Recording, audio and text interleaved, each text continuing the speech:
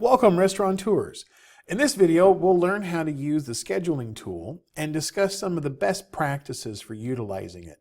So what exactly is the scheduling tool, and how is it different than, say, the business hours you've already given us in the locations? As you can see here, I'm on my location screen, and this is the first location that I put in for Mike's Sandwiches. And as you can tell, I've got the little icons to tell me about my existing deals at the location. This is the little icon that takes me to my schedules. But of course, my hours I've already set. My Sunday I'm closed. Monday through Thursday I'm up until 10:30. Friday I'm up until 2. I've got drive-through hours. I could add holiday hours. So what exactly is the difference between operational store hours and, say, a schedule? Let's just go ahead and come up here and go to our schedules, and I'll show you what I mean. When you go to schedules, you'll see the individual location that I've already added. If I had more locations, I'd see schedules for multiple locations listed here. But what you're looking at is the actual schedule for today. Today's Wednesday the 26th. I'm open from 7 a.m. till 10:30. And each one of these individual little bars represents a 30-minute window that Spins can bring you customers. This is the current hour of the day, and this is how much I have left in the day. I'm going to go ahead and touch the schedule. We'll open up the location, and you'll be able to see the actual schedule for Mike's Sandwiches for this day.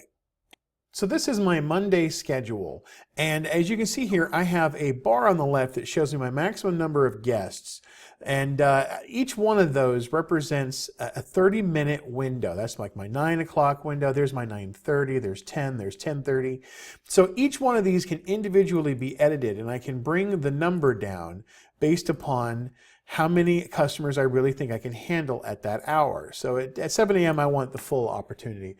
I just happen to know that Mike's Sandwiches right at noon is always very, very busy. So when we're talking about how a schedule works, what we're really talking about is you know your business and you know your hours. You will know that at noon you're probably super, super busy, and that's not the best time for Spins to be bringing you a lot of new customers.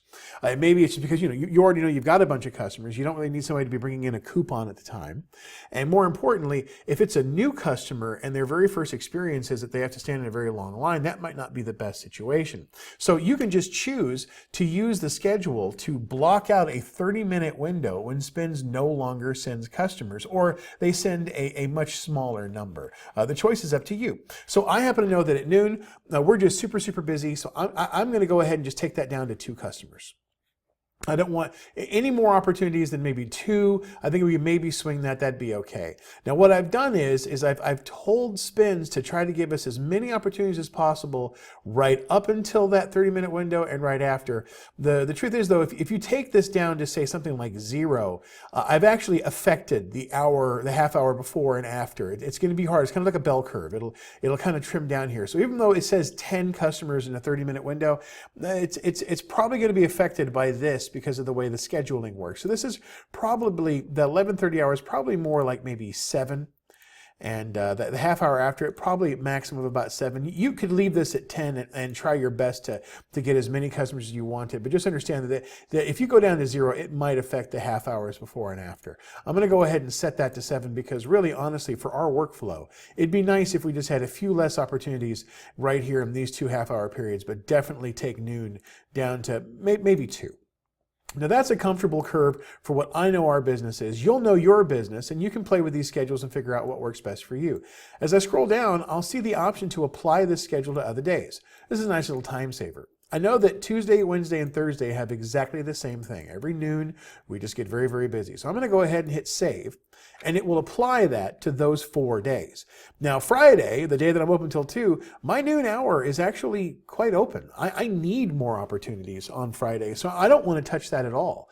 This Saturday is the same thing. I want as many opportunities as possible, and so I want as many chances to get my deals in front of customers on Friday and Saturday at noon, and try to get more of those customers. And if you really think about Spins' scheduling tool as being a way to make sure that you get customers when you need them and not when you don't, then you're utilizing this in its most strategic fashion. Down below, you have 2 other options for building override schedules and individual templates if you know that you have regularly scheduled periods of time where you maybe need to limit customers' interactions with Spins. You can build those. We'll cover these in a later video for strategy. Thank you again for watching, and good luck with building your schedules.